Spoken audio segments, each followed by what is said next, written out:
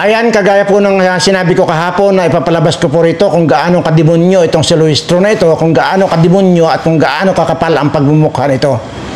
At kayong mga dyan sa taga Batangas ay panoorin nyo ito. At siyempre, maging kayo na rin po mga netizen, kailangan nyo panoorin ito para malaman ninyo kung gaano kahayop itong Luistro na ito. Ano? Pero siyempre bago yan ay hayaan nyo po muna ang ipaabot ko ang aking mapagpalang pagbati sa lahat po ng aking mga subscribers, followers at mga viewers na sana po ay mailayo kayo sa lahat ng uri ng kapahamakan, mailayo kayo din sa mga politikong mga kawatan. Sana nga lang matudas na itong mga animal na mga nagpapahirap sa ating bayan, ang mga politikong ito na kagaya nitong si Luistro. Ayan, at umpisa na po agad natin. At pero yun po ang sinasabi ko lagi, kung pwede, sana wag na mag-comment yung hindi naman napapanood yung video. Ano, kagaya kahapon na upload ko yung patay ni si Bangag. Fake news daw ako dahil wala naman daw akong pinapakita na ebidensya. Ay kung hindi ba naman gonggong talaga, ay kung pinanood ba yung video, ay di sana nalaman niya kung sino yung Bangag na tinutukoy ko. Ayan ang hirap sa inyo eh. Kayo itong nag-i-insist na si Marcos, sa akin nyo ngayon i-blame. Eh wala naman ako sinasabing Marcos dyan, kundi sinasabi ko, yung alaga kong aso, ang pangalan noon, Bangag. May gandang umaga, mga kabangag! Anyway, ito na po yung akin pong ipapanood tungkol po dito sa demonyohan at walang hiyaan itong Luistro na ito na inyo pong congresswoman dyan sa inyo sa Batangas. Ayan. At ito naman po, ang video na ito ay hihiramin ko lang po ito kay Gossip Central Official. Ayan, at sana ay huwag kang magagalit kasi gusto ko lang po dito ay maiparating sa ating mga kababayan kung gaano kademonyo nga itong si Luistro na ito. Kaya courtesy dito kay Gossip Central Official. Ayan na po. Sobrang gigil ko kay Luistro. Ayan. Manood ko ang video na ito. Kung may mas dedemonyo pa kay Satanas, siguro si Luistro na ito. Kung totoo itong mga aligasyon, mga akusasyon na ito, hindi ko alam kung paano ko isasalarawan kung gaano kasamang tao itong si Luistro. Siguro naman sa nagpalabas nito, handa siya sa mga consequences nito. Pero bakit ipapalabas ito kung hindi katotohanan? At meron siyang mga ebidensya, guys, ha? Meron siyang ebidensya na mga ipapakita na magpapatunay sa kanyang mga akusasyon. So panoorin natin to sa mga sa mga mababang luha. Kuha kayo ng panyo, tissue, kakailanganin nyo to.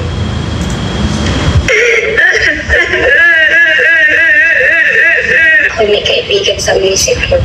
Ibinigay niya ang aking resume sa mayor at yung magbayan ng Mabini. Kinausap niya ako. Sabi niya, sige, tanggap ka na. Dito ka sa Office of the Mayor ng Tatupang. Isang beses, bigla akong sinabihan ng asawa ng mayor ng Mabini, si Attorney Jervo Luistro, punta ka sa law office. Pumunta ako doon. Hindi ko alam po ang dapat kong gagawin. Kasi wala naman akong alam sa pagtatrabaho sa law office. Binigyan nila akong trabaho doon, magsulat, pero naka-payroll ako sa munisipyo. So ang sinasabi nito ay nag-apply daw siya sa munisipyo, pero sa halip na natanggap siya, tapos sa halip na magtrabaho sa munisipyo ay dinukot o kinuha ni Luistro para magtrabaho sa kanyang law office. Akong nagawa kundi sumang-ayon dahil municipal administrator siya ng panahon niyo. So, municipal administrator si Luistro noon pala. So, ito yung asawa niya na aminado naman siya na tinago daw niya, no? Kasi may kaso sa kanya. Ang galing, no? Naging sekretarya niya ako. Hindi lang ako sekretarya niya, kundi taga-alaga din ako ng mga anak niya. Tumatanggap. Gagi, all around. Sekretarya ka na, taga-alaga pa ng anak.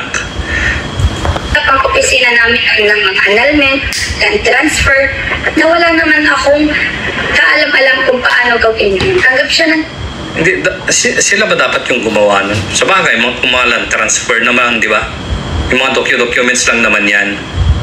tanggap hanggang kami ay patapunan ng madami. Dahil ang motto niya na panahon yun, kailangan niya ng mabutante ng mabini. Mga constituent niya yun, kaya kailangan namin gawin anuman ang mangyari. July 2018, lilipat kami ng opisina. Ang internet nakapangalan sa akin. Ang Gagi. Ba't nakapangalan sa kanya? Ba't kaya? Ang ilaw. ilaw lahat nakapangalan sa akin. Sabi ko, Madam, So, kung totoo na nakapangalan sa kanya yung internet, yung ilaw, madaling matrace. Madaling matrace yan, di ba? Siguro naman may record siya kung saan nila kumuha ng internet. Siguro naman may record siya kung saan yung ano nila, yung supplier ng kuryente doon sa kanila. Taka saan ba ito? Batangas, di ba? kanino po natin ipapangalan ang law office? Sabi, kanino pa? Sa'yo. Alam mo naman, Sa kanya din pinangalan pati law office. Bakit kaya? Alam mo namang? bawal sa akin ipangalan ang law office. Dahil siya nga naman ang municipal administrator, bawal yung conflict of interest yun. Yun naman pala. So, di ba nga kapag pumunta ka sa public office, parang hindi ka pwedeng mag-practice. Parang ganun, di ba? Parang si Claire Castro, hindi siya nag-practice nung pumunta na siya sa PCO. Kasama ba dun yung mga yung mga public administrators? Kasama ba yung mga yun? Hindi ako aware. Regarding sa pagtanggap ng pera, ganun pa rin. Sa bangko pa rin niya namin isinasalin. Bank account niya sa Bangko Kabayan. May proof.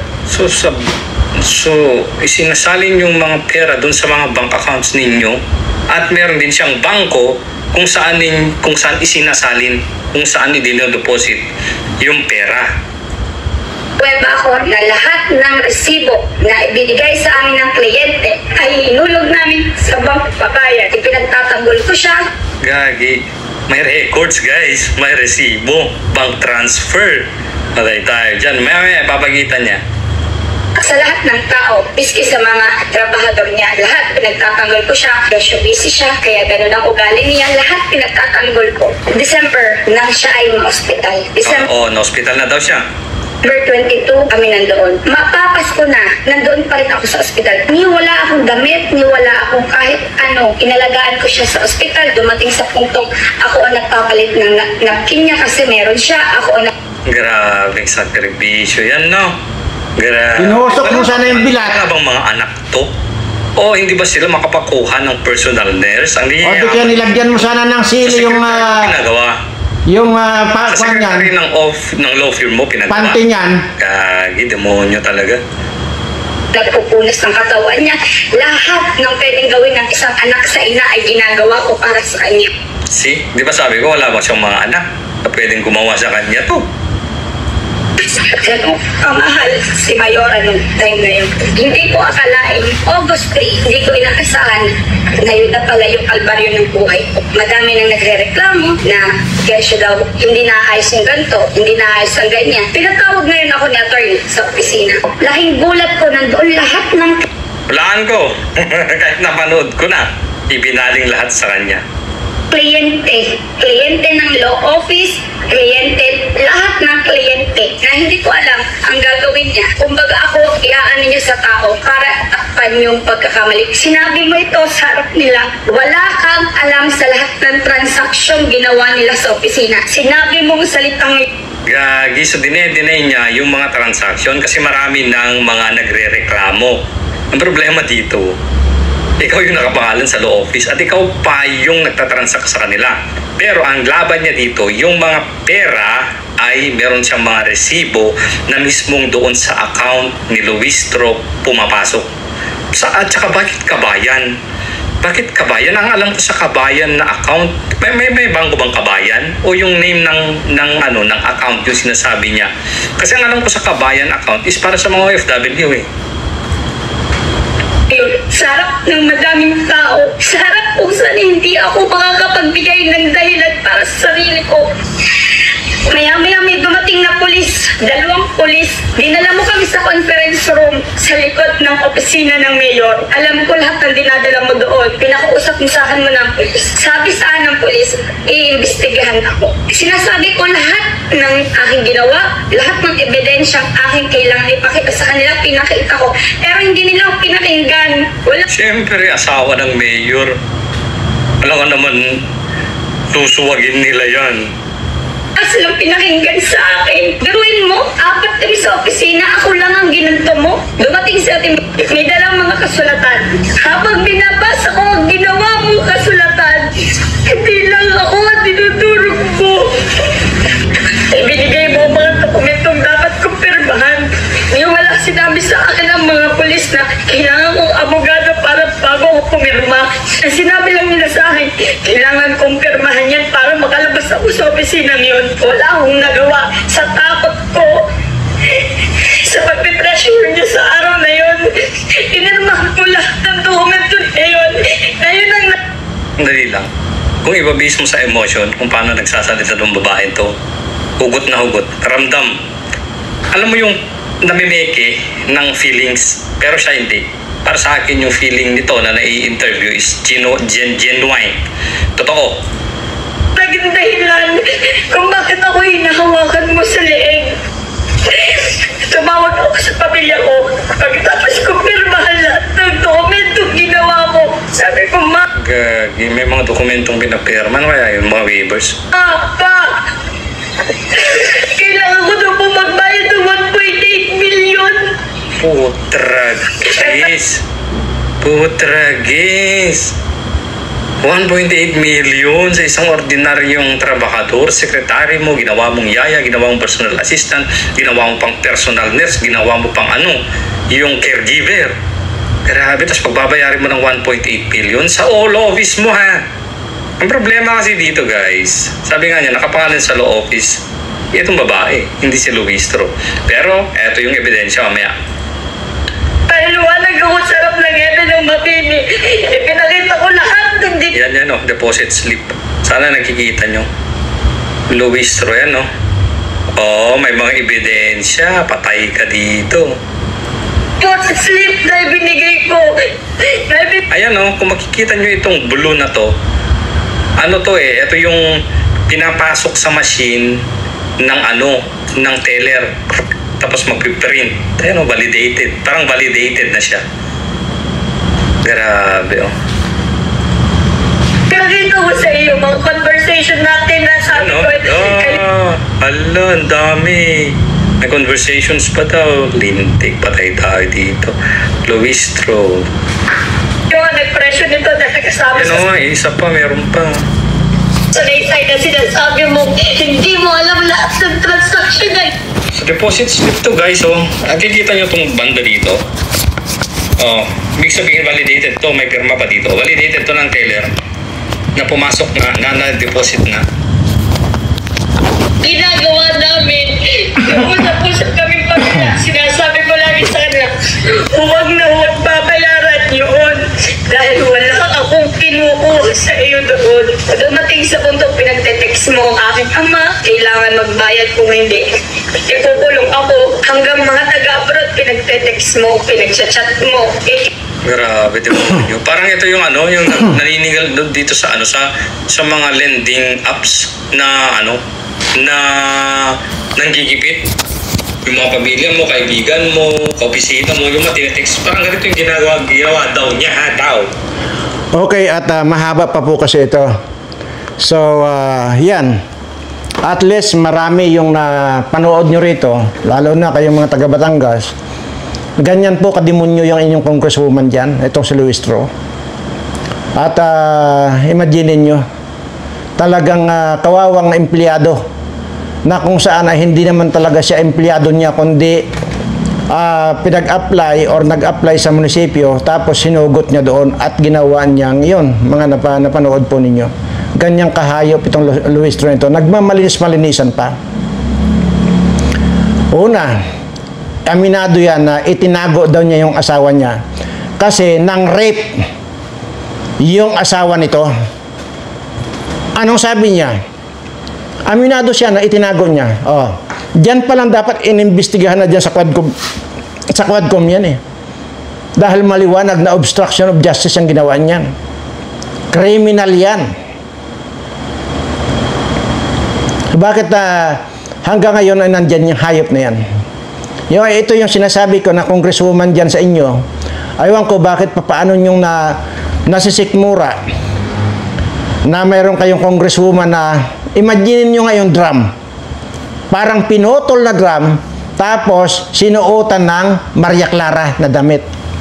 Ganyan yan, ang itsura niyan. Hindi kayo nadidiri dyan sa inyong congresswoman dyan sa Batangas. Grabe. O, maiba naman po tayo. At umpisa na po ang pag-imbestiga dito ng ombudsman dito kina Torre at Remulla na yan, mga Remulla na yan, 2 Remulla na yan, at saka yung sino yung Marcos Lacanilaw na yon na mas makintab pa ang ulo kaysa kay Bato de la Rosa. Yan, umpisahan na po ang investigasyon. Lahat yan ay iimbestigahan na ng ombudsman yan. At yari ka rito ngayon, Torre. Sapin-sapin ang kaso mo. Nakademanda ka pa ngayon, talagang wala. Tingnan natin kung paanong uusad. O yan namang gobernador ninyo dyan sa Cebu na parang mangkukulam. Tingnan nyo, nagpupumilit na ayaw umalis dyan sa kanyang pwesto. Paano iniisip niya yung kanyang mga buwilit. Wala siyang ipapalamon. Grabe, talagang nandito na sa atin lahat. Nandito na. Sa administration ito yung mga talagang mga demonyong mga tao. Tingnan nyo. Mukhang ng aswang, mukha pang vampira, mukha pang mangkukulam, lahat nga sinalo na niya. Pati yung tagapagsalita dyan, na parang kala mo, yung boses parang naipit na utot. May gandang umaga, mga bangag! Tingnan mo yan. Nakakatulig. Kaya nagkaipon-ipon na talaga yung mga demonyo rito sa administration ito. At isa pa mayroong tatakas. Ito, para tatakas na ang mga putang ina. Alam na nila na magkakayari-yari na.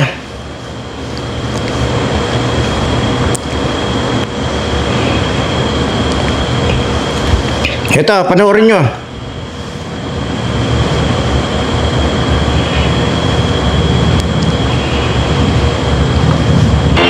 Magandang araw mga kababayan. Magandang araw Pilipinas. Panibagong issue naman ang ating pag-usapan at sa bawat issue ay ipapakita natin ang salubin ng taong bayan sa pamamagitan ng kanilang mga komento. Mukhang hindi nila kakayanin ang mga susunod na mangyayari. Bakit kayo tatakas? Kinakabahan na tong mga to. Nininervyos na. Ngayon nag-post recently si Miss Cathy Binag and nahihiwagaan ako sa post niyang to. Mukhang may aalis ng bansa soon. Aalis ng bansa? Bakit? Miss Cathy, sino ito?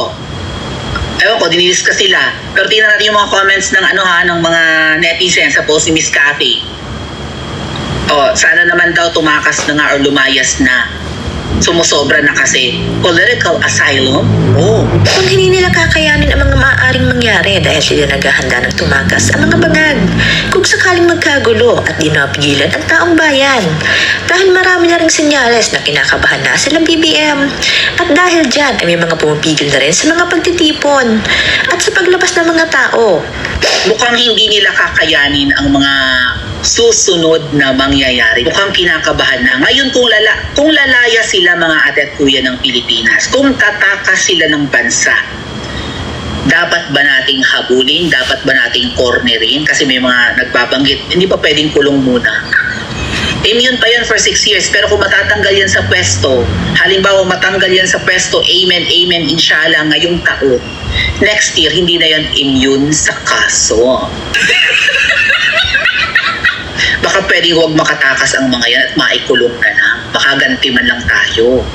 Or maybe gamiting state witness. Kung sabagay sila yung ultimate no? Kung ang mag-asawa ay tatakas, hindi sila pwedeng state witness laban sa mga kongresista. Sila yung ultimate benefactor ng kamkaman na ito. Kung talagang may mga kinakamkam. Kasi wala tayo nakikitang proyekto, trillion-trillion ang budget, billion-billion ang inuutang. Wala tayo nakikita saan napupunta ang pera. Ilan lang naman ang nakakatanggap ng ayuda kapag kakaalyado nila yung mga politiko sa mga bayan-bayan na yan at probinsya. Kung hindi ka kaalyado, hindi ka makakatanggap. Kami, wala kaming nare-receive na ayuda kahit 5 duling. Kayo ba, may na-receive kayong ayuda? So, saan napunta ang pera? Oh, ngayon, kung aalis sila, baka yung mga perang yan na i-deposit na abroad.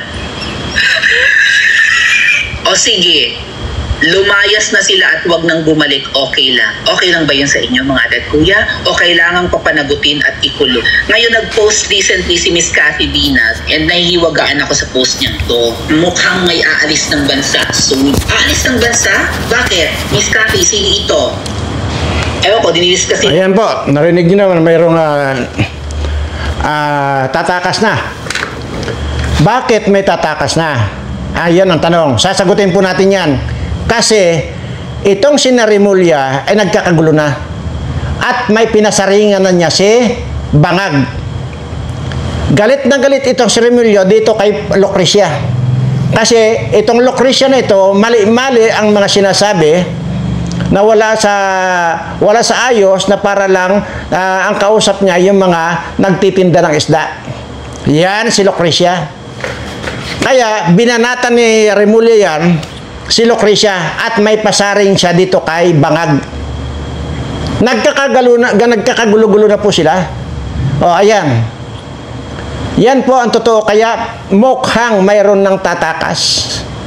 Ay pagka hindi naman nga sila kinampihan na ng DOJ, di tapos na ang kwento. Wala na. O, tapos na boxing. Knockout na. Kaya nga ito,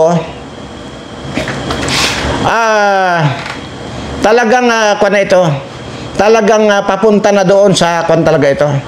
Papunta na doon sa pagtakas talaga ito. Kung makakatakas pa itong mga ito, ay papaano ngayon kung mahagip sila nung aking mga kababayan na taga rito sa amin ng mga mangyan at tinirador sila. Oh, iba kayong tirador, ibang kanyan, ibang klase ng tirador dito sa amin. Ayun yung pako na ginawa, tapos may sima, tapos nakababad yan sa kamandag ng kobra. Kapag ka itinarador sa iyo yan, naguhitan ka lang ng konti, patay ka. Kamandag yun eh. Yan yun, yung mga tirador nitong mga patutubong mangyan dito. At yan ay tatanungin natin kung makakatakas pa ba itong mga ito. Anyway, balikan lamang po natin yung ang sinasabi ko po rito, huwag na huwag po kayong magko-comment hanggat hindi nyo napapanood ang video. Kagaya po kahapon. Kaya, sino ang namatay? Sino si Bangag? Kundi ba naman bobo? Kung pinanood ba yung video, nalaman nila na yung aso ko pala ang Bangag. Nalaman nila kung kailan nangyari. Kailan nangyari naman tayo si Bangag? Sino ito? Fake news ka. Nung wala akong ipapakitang ebidensya, sabihin yung fake news ako. Ngayon, may pinakita akong ebidensya na mismong patay na itong alaga akong aso na si Bangag, fake news pa rin ako. Ay, yan po yung sinasabi ko. Tingnan yung kabubuhan ninyo. Sino yung namatay? Sino yung Bangag? Anong oras namatay? Samantalang sinabi ko yan dyan sa buong sa video. Ay kung pinanood mo yung video, hindi ka na sana nagtatanong na tanga ka. Anyway, so yun lamang po ang siya. Gusto ko pong turuan ko kayo dito. Huwag dito sa mismong video ko. Kahit na doon kayo sa ibang video na nanood, huwag na huwag kayong magko-comment na hindi nyo tinatapos ang video. Kasi paulit-ulit ko sinasabi rito, sisiguraduhin ko lahat na i-comment nyo mali. Kasi nga hindi nyo napanood. Huwag kayong magko-comment kasi lalabas lang yung katangahan ninyo, kabubuhan ninyo, kaingingan ninyo. Di ba? Anyway, maraming salamat po at bahala na kayo sa buhay nyo kung pinapairal nyo ang katangahan at kabubuhan ninyo. Maraming salamat po.